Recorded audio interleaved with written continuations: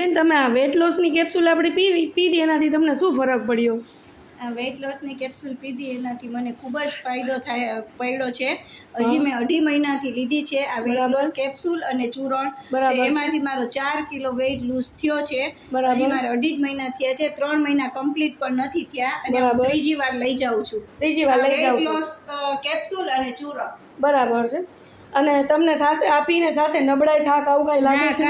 કાંઈ વીકનેસ મને કોઈ પણ જાતની નથી લાગતી અને સ્ફૂર્તિ જ રહે છે. જરાય ચૂરણ પીવો છો ને તમે? રેગ્યુલર લઉં છું. બરાબર.